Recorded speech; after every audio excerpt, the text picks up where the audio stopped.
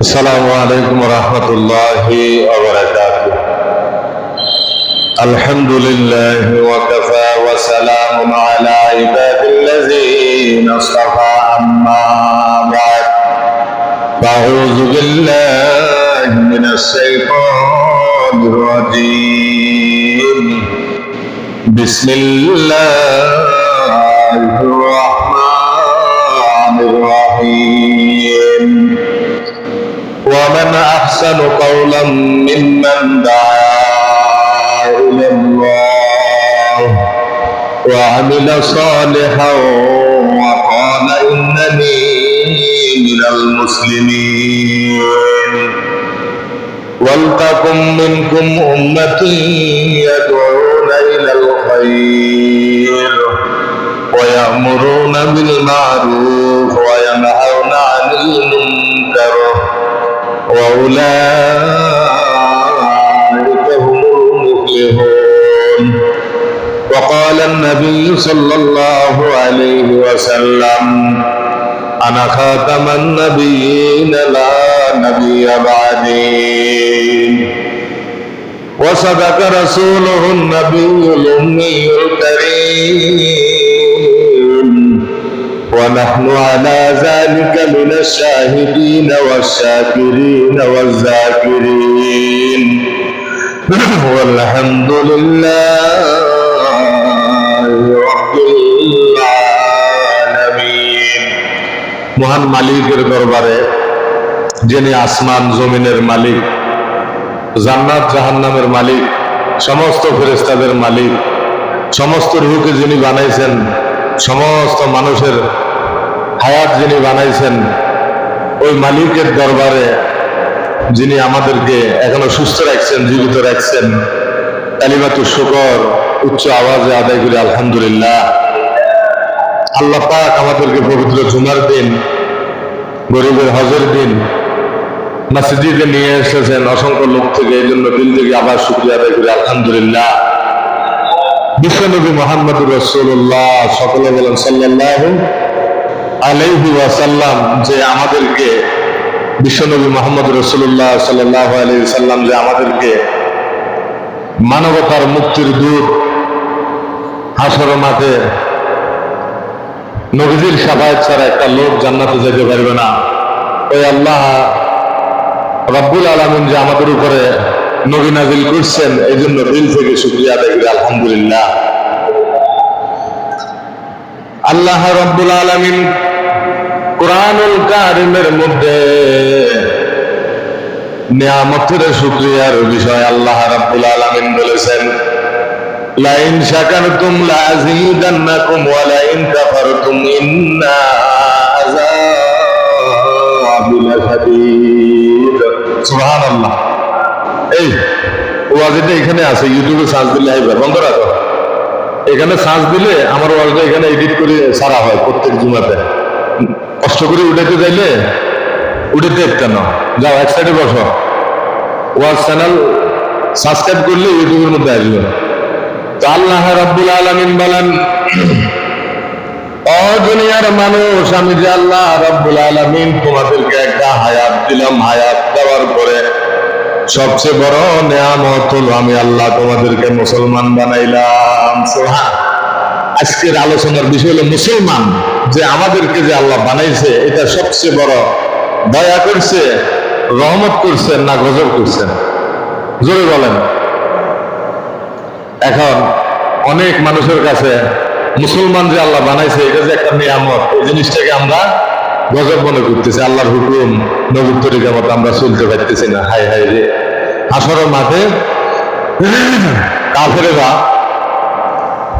তারা আফসোস করবে, আমাদের বাড়ি ছিল, ধন ছিল, সম্পদ ছিল, বিবি ছিল, গাড়িও ছিল, বাড়িও ছিল, সব কিছু ছিল, কিন্তু আমরা তো কাফের মুশরিক ছিলাম, আমাদের ভিতরে কালেমা ছিল না, ঈমান ছিল না, এই জন্য আল্লাহর কাছে আজকে আমাদের কোনো মূল্য নাই। কেন? নাউযুবিল্লাহ।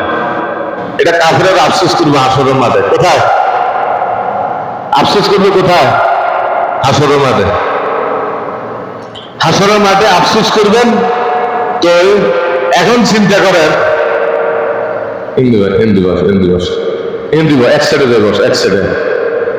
তো হাসরের মাঠে আফসোস করবেন যে আল্লাহ রাব্বুল আলামিন আমাদেরকে দুনিয়াতে সব কিছু দিয়েছেন, এরকম ভাবে গাড়ি ছিল, বাড়ি ছিল, নাজ নিয়ামতের কোনো কিছু অভাব ছিল না, কিন্তু আমাদের ভিতরে ঈমান ছিল না। কি ছিল না? ঈমান ছিল না। তারা আফসোস করবে। আর মুসলমান আফসোস করবে কিসের জন্য জানেন না? এটাও কোরআনুল কারিমে আল্লাহ রাব্বুল আলামিন বলে দিয়েছেন যে মুসলমান আফসোস করবে, আল্লাহ আমাদেরকে ইসলামের মতন একটা নিয়ামত দান করছেন, নবীর শেষ নবীর উম্মত হওয়ার তৌফিক আল্লাহ দিয়েছেন, কিন্তু আমরা মুসলমান হওয়ার পরে যে আমরা নেক আমল করলাম না, আল্লাহরে চিনতে পারলাম না, আমাদের মতন দুর্ভাগ্য কপাল এই আসমানের নিচে জমিনের উপরে হাসরের মাঠে আর কেউ নাই। কারণ আমরা তো দুনিয়া থাকা অবস্থা আল্লাহরে চিনতে পারি না। প্রত্যেক মুসলমান ওই দিন একটা আফসোস করবে, কাফিররাও আফসোস করবে, মুসলমানেরাও আফসোস করবে। তো এখন চিন্তা করেন কারা আফসোস করতো না? একটা দল থাকবে যারা আল্লাহ আল্লাহ রাসূলকে ভালোবাসেন, আল্লাহ আল্লাহ নবীর তরিকার মতো চলছেন, জীবন যাপন করছেন, তারা হাসরের মাঠে কোনো আফসোস থাকবে না। লা খাউফুন আলাইহিম ওয়ালা হুম ইয়াহজানুন, তাদের কোনো চিন্তা থাকবে না, পেরেশানি থাকবে না। হাসরের মাঠে আল্লাহ রাব্বুল আলামিন তাদেরকে বিনা হিসেবে জান্নাত দান করবেন। বলেন না সুবহান?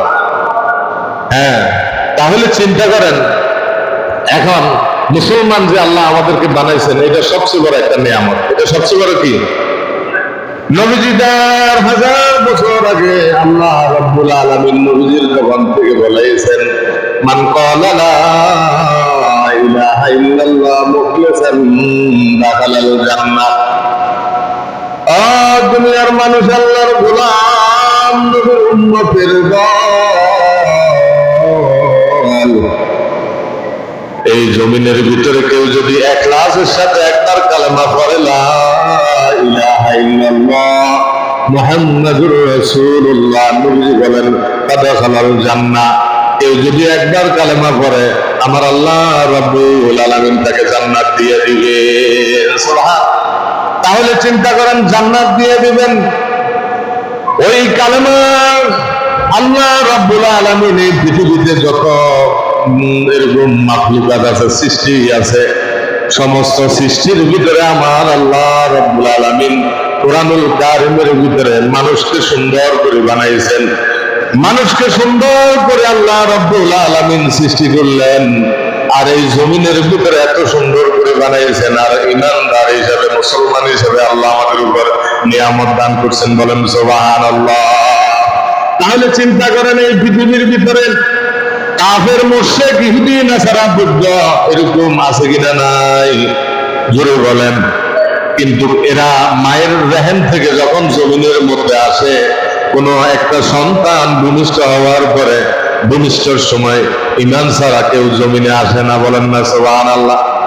আল্লাহ রাব্বুল আলামিন প্রত্যেক বান্দা বান্দীকে ঈমান দিয়ে জমিনে পাঠায়, কিন্তু তার অবস্থানের কারণে দেখা যায় সেরকম ভাবে তার বাবা গির্জায় চলে গেছে, তার বাবা মন্দিরে পূজা দেয়, শ্মশানে পূজা দেয়, বিভিন্ন জায়গায় পূজা দেওয়ার কারণে ছোটবেলা যে জিনিস দেখে ওই জিনিসের প্রতি তার আসক্ত হয়ে যায়। আমরা ছোটবেলা দেখলাম যখন আমাদেরকে ভূমিষ্ঠ হওয়ার পরে, তখন আমাদের বুঝ ছিল না। মুসলমান যখন ভূমিষ্ঠ হওয়ার পরে এক কানে আজান আর এক কানে একামত দেওয়া হয়। বলেন না সুবহানাল্লাহ। গত জুমার ভিতরে আলোচনা করলাম মুসলমানের সবচেয়ে বড় পরিচয় হলো টিকা। এই যে হাসপাতালের মধ্যে যায়, হাসপাতালে একটা ভাইরাস নামক ওই বাচ্চাকে যখন এরকম ভাবে বিভিন্ন রোগ আক্রমণ না করতে পারে, 12 থেকে 14টা টিকা দেওয়া হয় 1.5 থেকে 2 বছরের ভিতরে। দেয় কি দেয় না? কেন দেয় জানেননি? কারণ এই বাচ্চাটার জীবনে যতদিন চলতে থাকবে, 40 বছর, 50 বছর, 60 বছর যদি বাঁচে থাকে, বিভিন্ন বড় বড় রোগ থেকে, বিভিন্ন সমস্যা থেকে এই টিকার মাধ্যমে হেফাজত করবে। বলেন সুবহানাল্লাহ। হেফাজতের মালিক আল্লাহ, কিন্তু তারা নিয়ম একটা ফর্মুলা দিচ্ছেন। আর মুসলমানের সবচেয়ে বড় ফর্মুলা, এই জমিনের ভিতরে আসার পরে সবচেয়ে বড় টিকা হলো এক কানে আজান আর এক কানে একামত দিয়ে আল্লাহ রাব্বুল আলামিন বলে দিয়েছে, বান্দা তুমি দুনিয়াতে যতদিন চলতে থাকো, আমার থেকে তুমি দূরে চলতে থাকলো, কিন্তু তুমি আমাকে ভুলে যাইবে, আমি আল্লাহ তোমাকে ভুলবো না। সুবহানাল্লাহ। তোমার সামনে পিছনে সব জায়গার ভিতরে আমি আছি, বলেন না সুবহানাল্লাহ।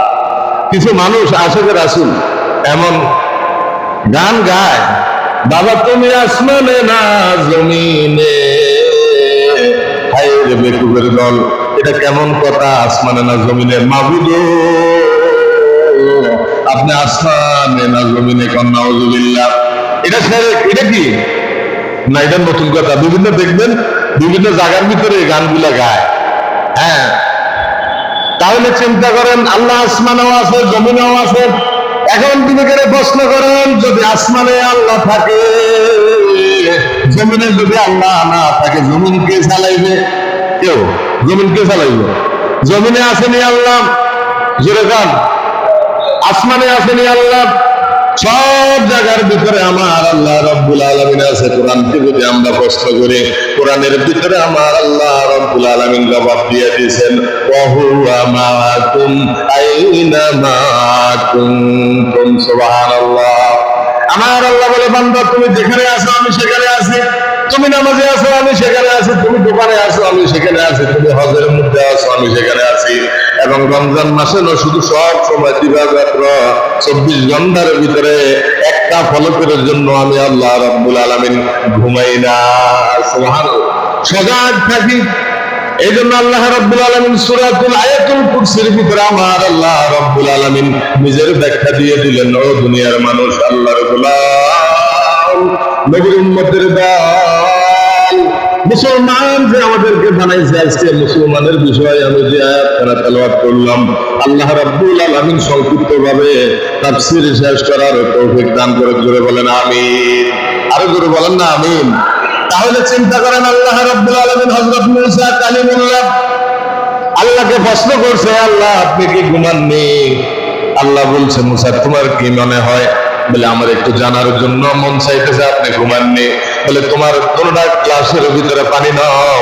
তাফসীরের মধ্যে আছে পানি নেওয়ার জন্য আল্লাহ মূসাকে বললেন, ঘুমতে বললেন, মূসাকে ধরো।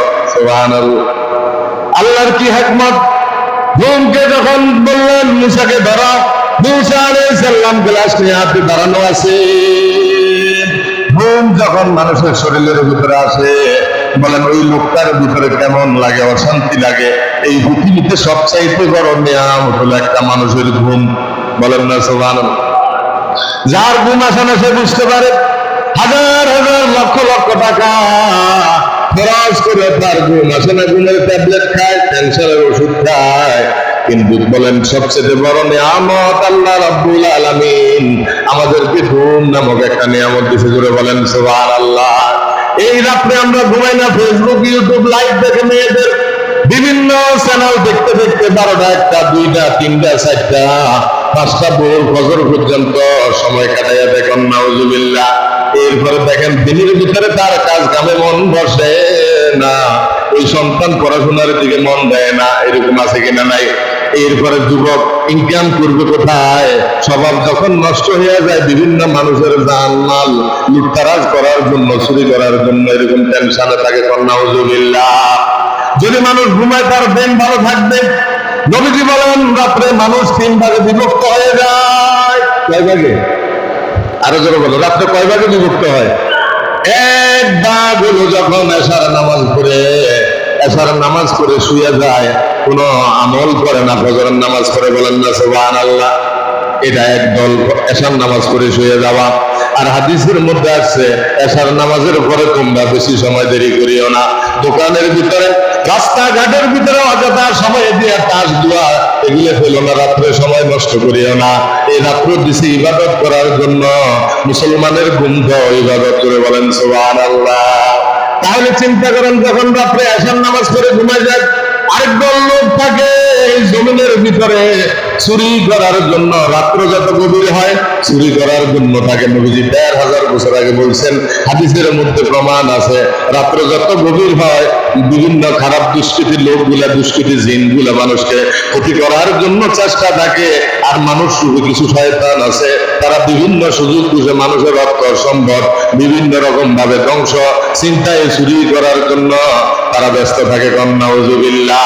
এই জমিনের ভিতরে আল্লাহ এই জমিন সৃষ্টি করছেন। সৃষ্টি করছে কি? জমিন বানাইছে কে? এই জমিনের নাফরমানি কি আল্লাহ করে না মানুষে করে?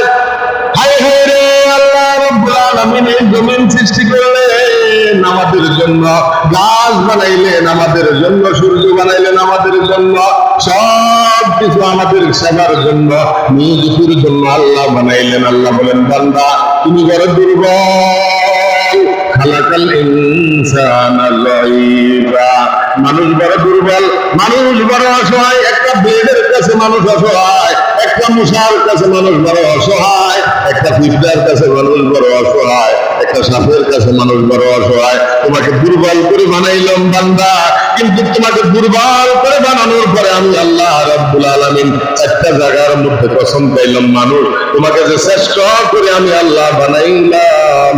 সূরা ৩-এর ভিতরে ৪ জায়গা আল্লাহ রাব্বুল আলামিন কসম খাইলেন, জোরে বলেন সুবহানাল্লাহ।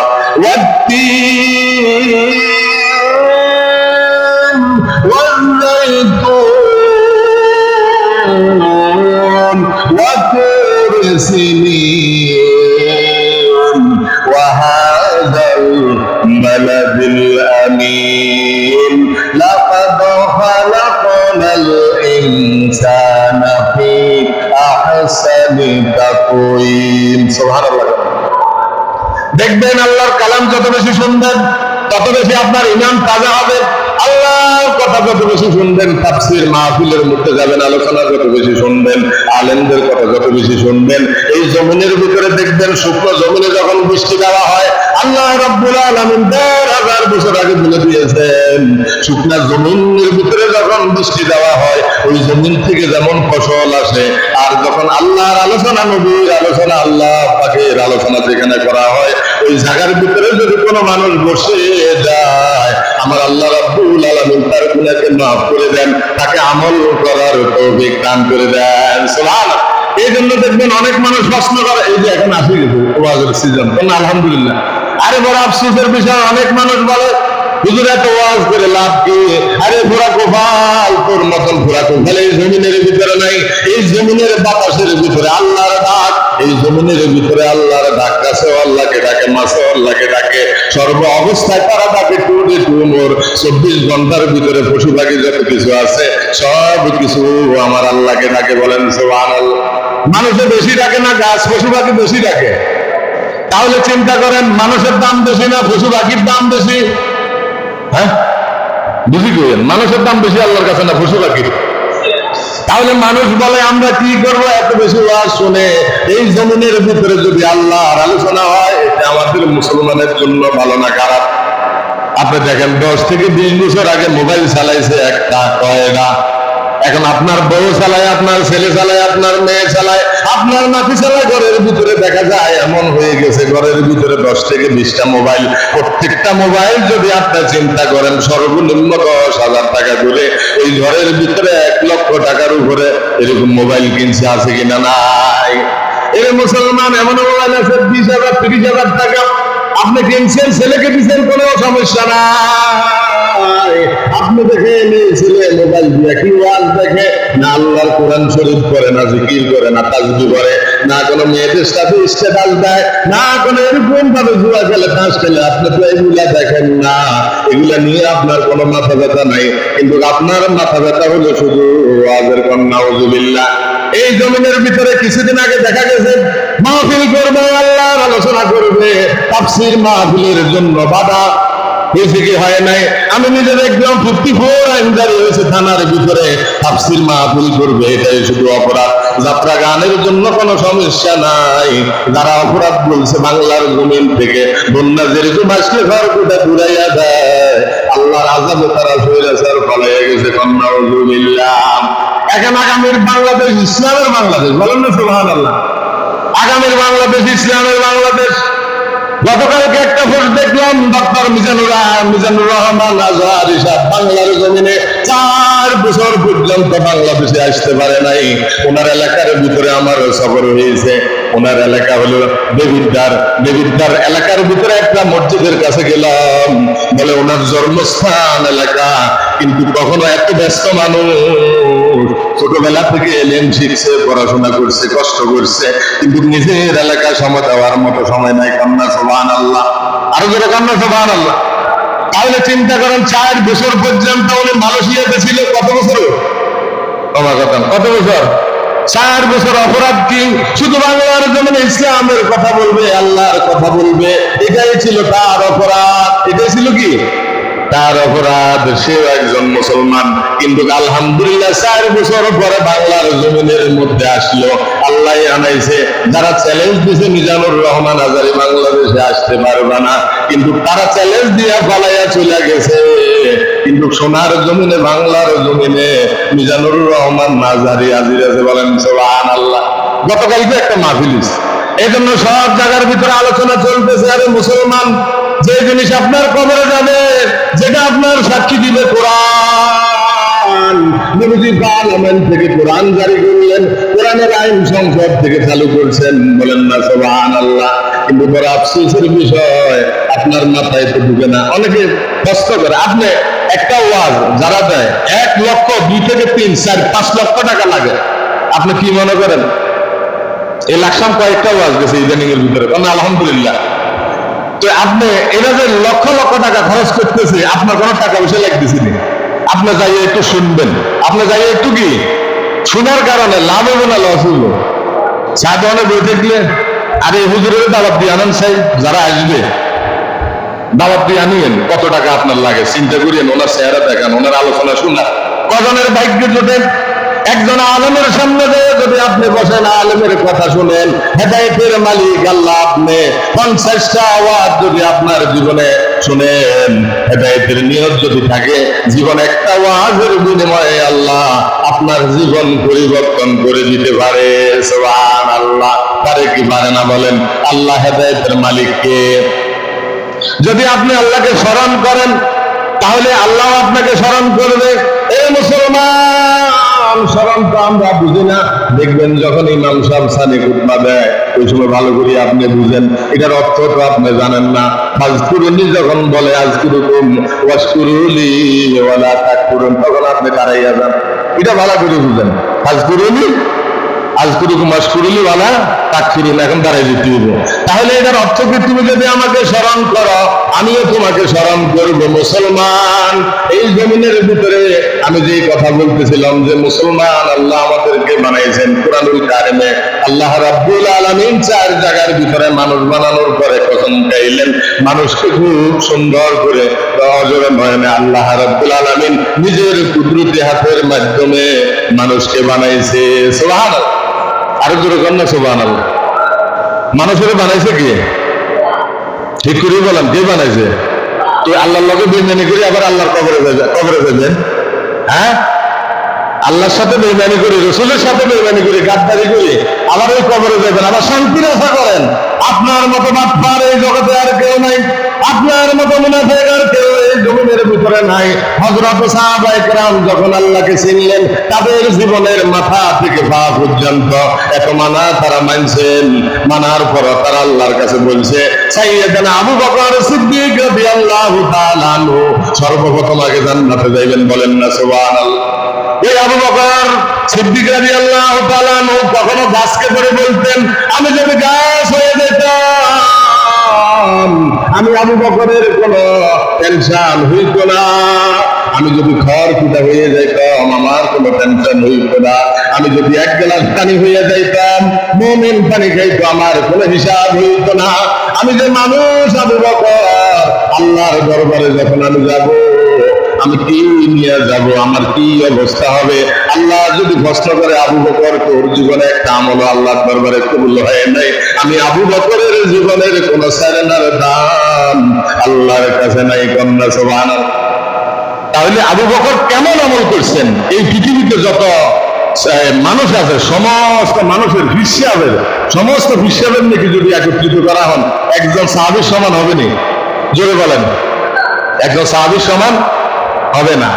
তাহলে আর সমস্ত সাহাবীদের নেক যদি একটা জায়গার মধ্যে নিয়ে আসেন, আবু বকরের নেক যদি 1 পাল্লা আনেন, বলেন আবু বকরের নেকের ওজন আল্লাহর কাছে কম হবে না বেশি হবে?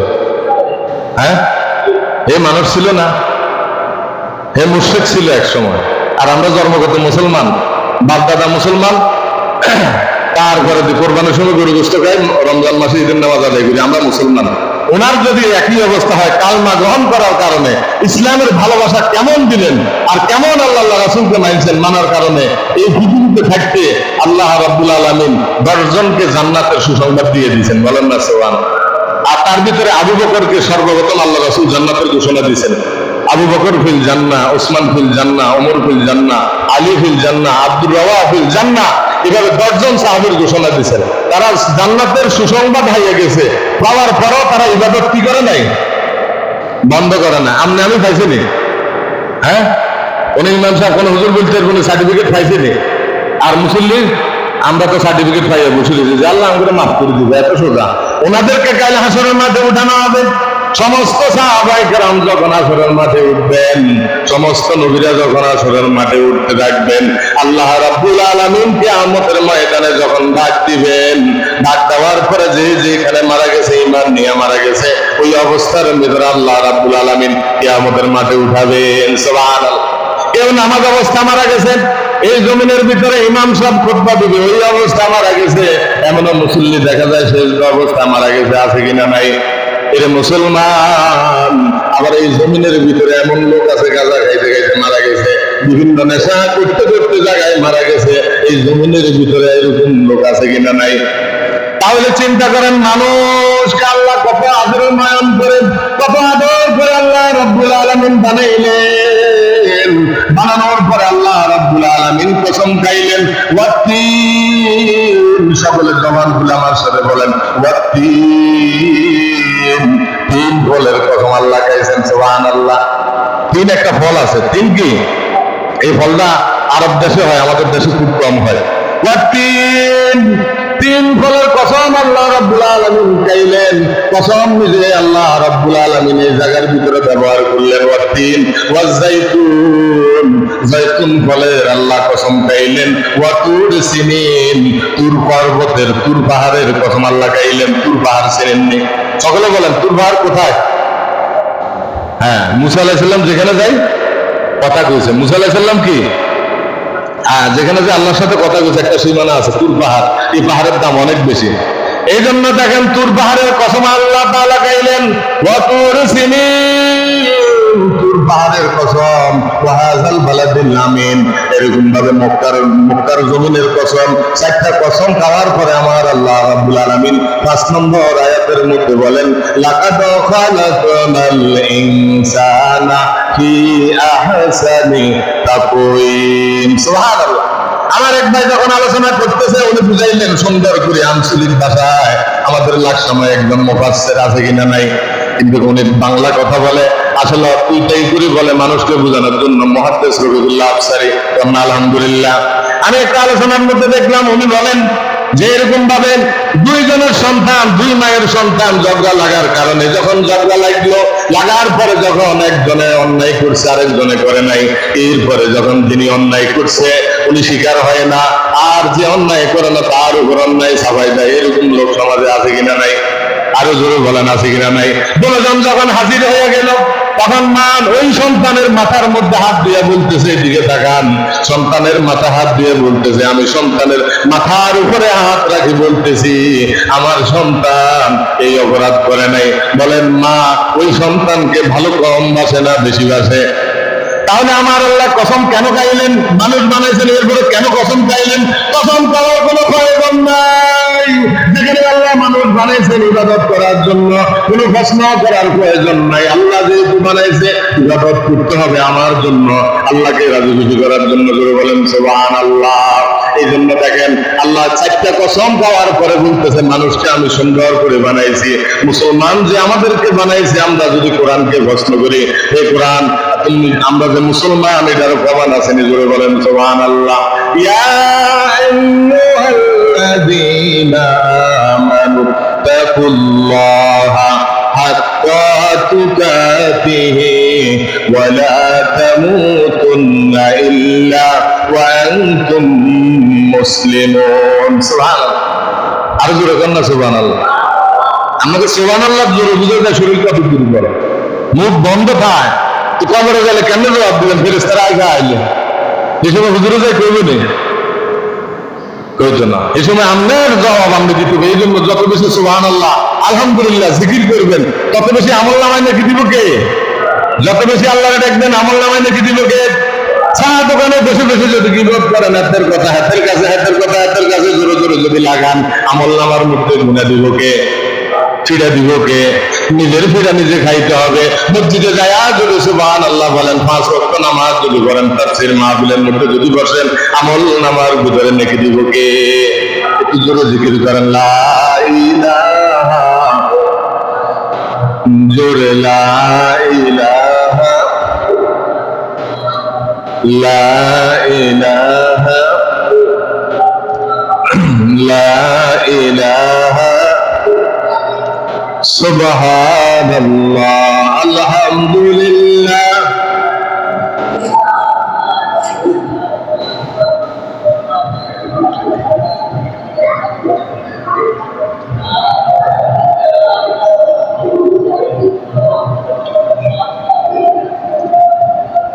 আলহামদুলিল্লাহ, লা ইলাহা ইল্লাল্লাহ, লা ইলাহা ইল্লাল্লাহ, মুহাম্মাদুর রাসূলুল্লাহ সাল্লাল্লাহু আলাইহি ওয়াসাল্লাম। কথা খেয়াল আছে নি? আসলে মাঠে কাফেররা কোন জিনিস নিয়ে আফসোস করবে বলেন? কাফেররা আমাদের বাড়ি ছিল, গাড়ি ছিল, নারী ছিল, টাকা ছিল, পয়সা ছিল, সব কিছু আমাদের জীবনে ছিল, মুসলমান ছিল না। আমরা আল্লাহকে চিনতে পারি নাই, নবীকে চিনতে পারি নাই। এই জন্য আমাদের মতো পুরা কপাল হাসরের মাঠে আর কেউ নাই। জোরে কর নাউযুবিল্লাহ। প্রত্যেক কাফের কাল হাসরের মাঠে এরকম ভাবে আফসোস করবে, ওয়ায়াকুলুল কাফিরু ইয়া লাইতানি কুনতু তুরাবা। প্রত্যেকটা কাফের শুধু আফসোস করবে, হায় রে আমি যদি মানুষ না হইয়া মাটি হইয়া যাইতাম। কি হয়ে যেতাম? হায় হায় রে আমি মানুষ না হইয়া যদি মাটি হইয়া যাইতাম। তাহলে কাফের হাসরের মাঠে আফসোস করবে, আর মুসলমান হাসরের মাঠেও একটা আফসোস করবে। মুসলমানও একটা আফসোস করবে। কি করবে? যেরকম কি করবে? আফসোস করবে হাসরের মাঠে, হায় হায় আল্লাহ যে আমাকে মুসলমান বানাইলো, শ্রেষ্ঠ ধর্মের ভিতরে আল্লাহ আমাকে পাঠাইলো, নবীজির শ্রেষ্ঠ উম্মত বানাইলো, আমি তো আল্লাহকে চিনলাম না, নবীর তরিকা মতো চললাম না। আজকে হাসরের মাঠে আমার মতো গুনাহগার, আমার মতো নাদান আর কেউ নাই। জোরে কর নাউযুবিল্লাহ। আমার মতন আফসোস আর কেউ নাই। নিজের শরীর নিজের চামড়ায় খাবে, নিজের হাত চাবাইয়ে খাবে, নিজের পা চাবাইয়ে খাবে, শরীর চাবাইয়ে খাবে, আর আফসোস করতে থাকবে। কাফেরেরা আরেকবার প্রশ্ন করবে, মুসলমান হায় হায় রে আজকে তো আমরা জাহান্নামে চলে যাইতেছি, আমাদের কোনো দুঃখ নাই, কারণ দুনিয়াতে আর দুনিয়া সিজনুল মুমিনিন ওয়া জান্নাতুল কাফিরিন। নবীজি 1000 বছর আগে বলে দিয়েছেন, মুমিনদের জন্য এই দুনিয়াটা জেলখানা। বলেন মুমিনদের জন্য কি? আরো জোরে বলেন, মুমিনদের জন্য কি? এই জেলখানার ভিতরে নিজের কোনো স্বাধীনতা নাই। মুসলমান নিজের স্বাধীনতা ভাবে চলতে পারবে না, আল্লাহর হুকুম নবীর তরিকা মতো চলতে হবে। আর কাফেরদের জন্য আল্লাহ এই দুনিয়াটা জান্নাত বানাইছেন।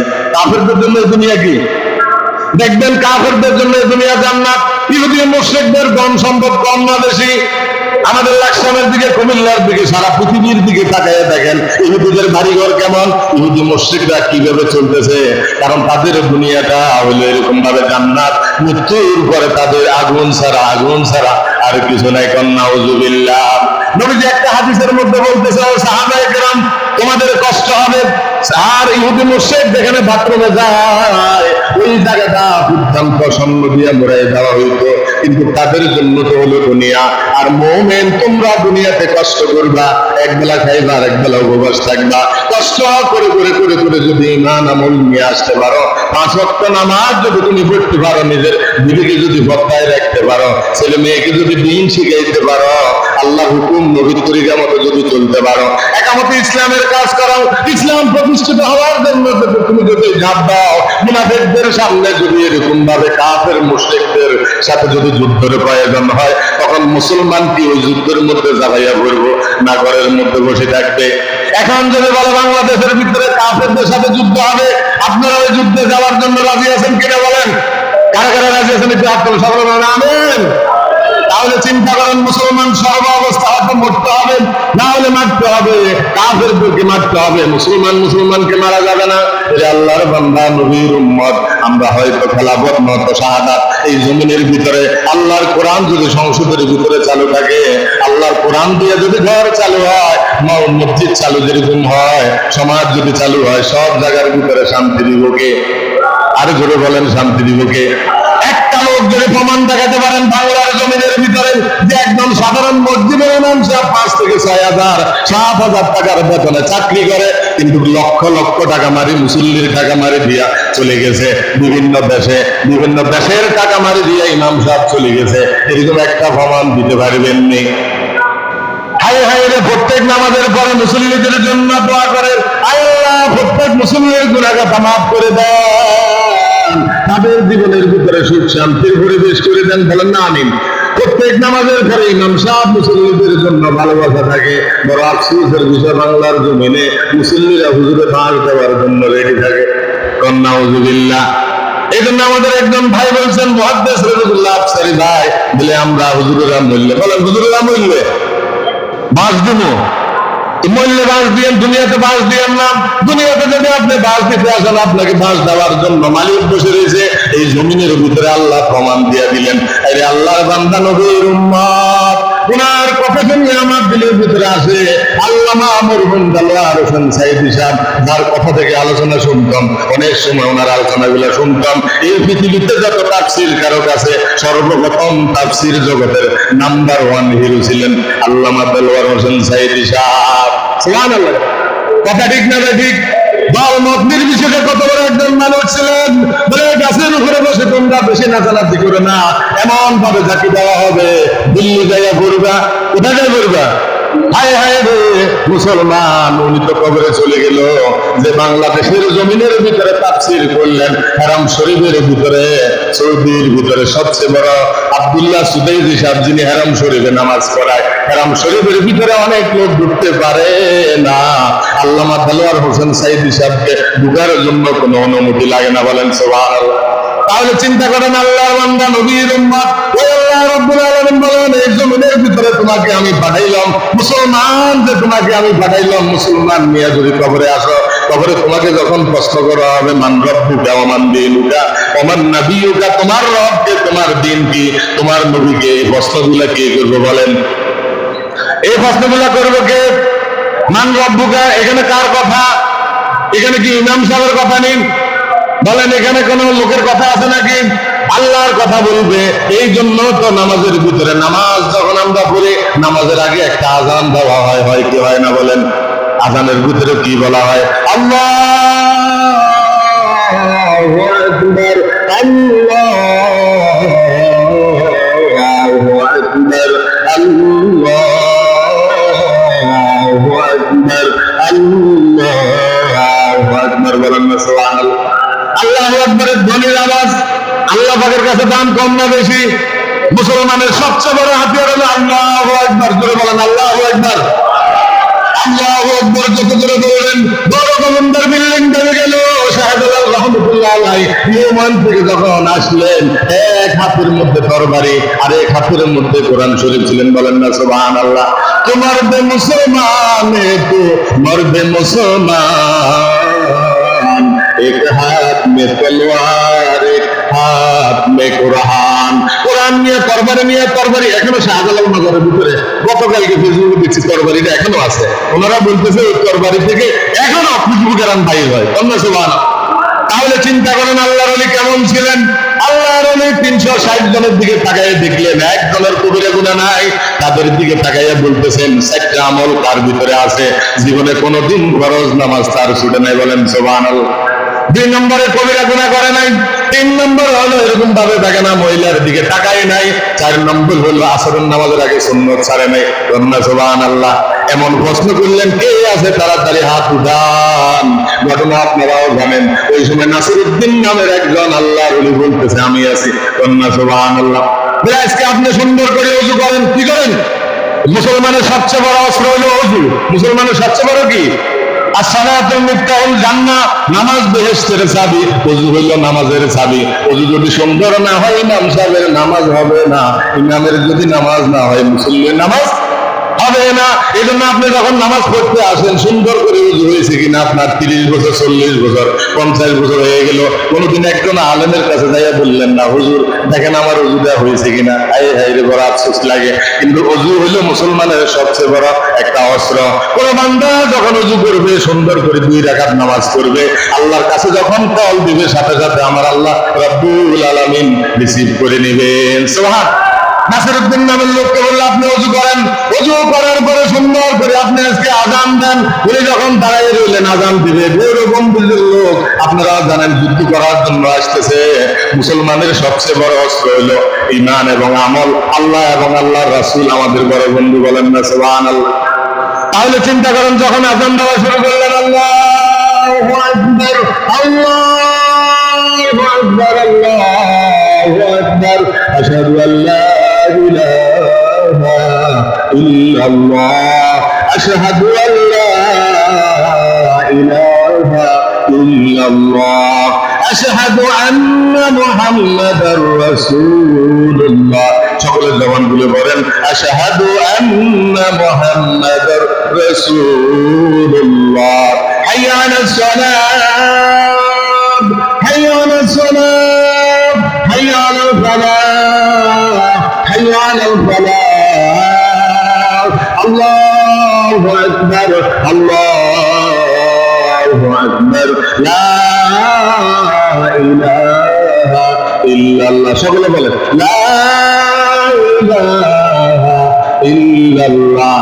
আল্লাহর এত সুন্দর যখন আযান দিতেছে, আমার আল্লাহ রাব্বুল আলামিন ওলিদের কেরামত কেমন দেখেন, আল্লাহ আল্লাহর কেরামত কেমন দেখেন। আযান শেষ, দিল্লি কি?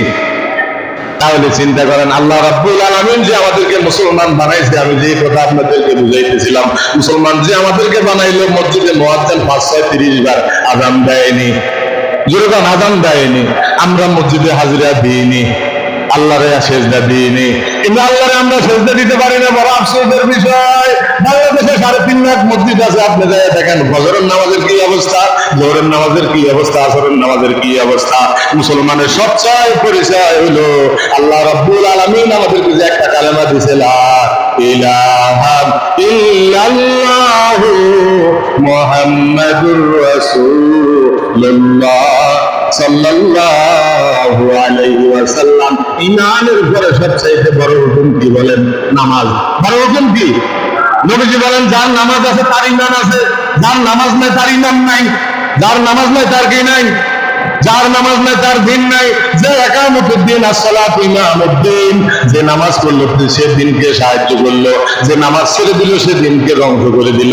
তাহলে চিন্তা করেন, 5 ওয়াক্ত নামাজ, এটা কি ইমাম সাহেবের ওয়াজ না আল্লাহর ওয়াজ? এই আল্লাহর ওয়াজ যদি আমরা আদায় করে, বলেন কবরের ভিতরে শান্তি দিব কে? জমিনের ভিতরে শান্তি দিব কে?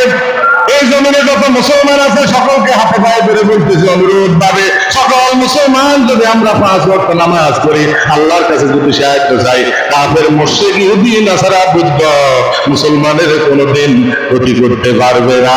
সুবহানাল্লাহ। তার বংশের ভিতরে, শরীরের ভিতরে, স্বাস্থ্যের ভিতরে, সব জায়গার ভিতরে আল্লাহ শান্তি পৌঁছাইতে থাকবে, বলেন না সুবহানাল্লাহ। আচ্ছা, আপনি যখন মসজিদে আসবেন, সর্বপ্রথম নিজের লাভগুলো আগে দেখেন, পরে নিজের সওয়াবটা দেখেন। আযান দেওয়ার পরে যদি আপনি একটু আসেন, ওযু করলে শান্তি লাগে কার? জোরে বলেন, শান্তি লাগে কার? হাত দিয়েছেন, পা দিয়েছেন, মুখ দিয়েছেন, নাক দিয়েছেন, ঢোকার পরে সুন্দর করে মসজিদে ঢুকলে শান্তি যায় কে? আচ্ছা, এই দুটোটা লাভ নিজের হচ্ছে। এরপরে যখন আপনি নামাজের মধ্যে নিয়ত মানলেন, হাত মানলেন, রুকু দিলেন, সেজদা দিলেন, এই রুকু সেজদাগুলোর ভিতরে ডাক্তার রিসার্চ করছেন, গবেষণা করে থিওরি দিচ্ছেন যে দুনিয়াতে সবচেয়ে বড় ব্যায়াম হলো নামাজের মধ্যে, বলেন না? সবচেয়ে বড় ব্যায়াম কি? নামাজের ভিতরে। যারা ফজরের নামাজ ছাড়া সকালে হাঁটে, মহিলা হাঁটে, পুরুষ হাঁটে, ডায়াবেটিস হয়ে গেছে, হাঁটতেছে, ফজরের নামাজ হবে না। ফজরের নামাজ এই ব্যায়ামের ভিতরে সব ব্যায়াম আছে, বলেন না সুবহানাল্লাহ। এই যে নামাজটা পড়লেন, সেজদা দিলেন, শান্তি দেওয়ার মালিক কে? আপনার অসুখ বিসুখ আল্লাহ দূর করে দিল। 5 ওয়াক্ত নামাজ যদি আপনি জামাতের সাথে পড়েন, আল্লাহ রাসূল ওয়াদা করছে, ওই লোকটা দুনিয়া থেকে যাওয়ার পরে আল্লাহ পাক তাকে কবরের, হাসরের, মিজানে, ফুলসিরাতে ডাইনাতে আমলনামা দিবেন, বিনা হিসেবে আল্লাহ জান্নাত দিবেন। বিনা হিসেবে জান্নাত দিবেন। সর্বপ্রথম দুনিয়ার রিজিকের সংকীর্ণতা আল্লাহ দূর করে দিবেন, বলেন না সুবহানাল্লাহ। 2 নম্বর হলো কবরের আযাব। 2 নম্বর কি? কবরের আযাব আল্লাহ দূর করে দিবেন। এখানে টাকা পয়সার দরকার নাই কার? আমার আছে। আপনাদের দরকার আছে কিনা নাই? কার কার দরকার আছে একটু হাত তোলেন। সবাই হাত তোলেন, আল্লাহ কবুল করে বলেন আমি। এমনি এত টিয়ার দরকার নাই, টাকার লাই এত কষ্ট করে, কি টাকা দরকার নাই? তাহলে টাকাটা দিবেন নামাজের মাধ্যমে। বলেন টাকা দিব কিসের মাধ্যমে? এই নামাজের মাধ্যমে আল্লাহ আপনাকে টাকা দিবে। আল্লাহর ওয়াদা আছে, যারা নামাজ পড়ে তাদেরকে আল্লাহ ধনী বানাই দিবে। 2 নম্বর হইল কবরের আযাব কম না বেশি? বলেন কেউ যাবে না ওই কবরের আযাব, আল্লাহ হটাইয়ে দিবেন। এরপরে ফোর্সের বিজলিন নাই, আল্লাহ পার করে দিবেন। সুবহান। 30,000 বছরের রাস্তা, উঠতে 10, নিচে নামতে 10, সমতলে 10। আলোচনা আপনারা জানেন, বলছিও এই 30,000 বছরের রাস্তা তাহলে কেমনে পার হইব? একটা লাইট দিব বুড়ি আঙ্গুলে, এখানে বৃদ্ধ আঙ্গুল বলে হেজাকের মতো একটা লাইট থাকবে, যারা নামাজি হবে লাইট দিয়া ফোর্সেরা পার হইয়া সে পার হইয়া দেবে। বলেন না সুবহান। এরপরে দিয়ে হাসরের মাঠে আল্লাহ রাব্বুল আলামিন ওই বান্দা থেকে কোনো হিসাব নেবেন না। ডাইন হাতে আমল নামাজি, কোনাতে? ডাইন হাত আল্লাহর কাছে দাম কম না বেশি? আমাদের কাছে অনেক বেশি। তাহলে ডাইন হাতে আমল নামা ভাই করলে নামাজের দরকার আছে না? যারা নামাজের জন্য হাসরের মাঠে বলেন আল্লাহর কসম করে বললেন, হাদিসের মধ্যে আছে, সব জায়গায় আছে, ডাইন হাতে আমল নামা দিবেনি? আমার তো মনে হয় না, হাদিসে আছে দিবে না। এই জন্য নামাজ পড়লে ডাইন হাতে আল্লাহ আমল নামা দিবে। আর বলছে যারা নামাজি হবে বিনা হিসাবে আল্লাহ জান্নাত দিবে। সুবহান। কোন হিসাবে বলেন? আমি যদি হিসাব দিতে চাই যে তোমার 17 বছর 60 বছর ইবাদত করার জন্য দিছি, তুমি ইবাদত করছো না, আমি হিসাব দিতে পারবো না। নবী স্বয়ং বলছেন রহমতুল লিল আলামিন, যাকে না বানাইলে আসমান জমিন কোনো কিছু বানাইতো না। ওই রহমতুল লিল আলামিন বলছে আল্লাহ যদি আমার কাছে হিসাব চায় আমি হিসাব দিয়ে জান্নাতে যাইতে পারবো না। এই জন্য প্রত্যেক নামাজের পরে একটা দোয়া করতেন নবীজি, আমাদেরকে শিখেছেন। বলেন আল্লাহুম্মা আল্লাহুম্মা হাসিবনি হিসাবাই ইয়াসীরা। বাংলা আরবি যদি না পারেন বাংলা বলবেন, হে আল্লাহ, বলেন হে আল্লাহ আপনি আমার হিসাব কিতাব হাসরের মাঠে সহজ করে দিয়েন। এই আজকে বইতে খালি চিন্তা করবেন আল্লাহ আপনি আমার হিসাব কিতাব হাসরের মাঠে যদি সহজ না করেন কোনো উপায় নাই। তাহলে যারা নামাজ পড়বো হাসরের মাঠে বিনা হিসেবে আল্লাহ জান্নাত দিবে। এই ওয়াজ শোনার পরে কারা 5 ওয়াক্ত নামাজ পড়বেন এখন থেকে নিজের ছেলে মেয়েদেরকে নামাজ পড়ার জন্য বলবেন। কার কার নিয়ত আছে একটু হাত তোলেন। আল্লাহ আপনি আমাদের সকলকে কবুল করেন, বলেন আমিন।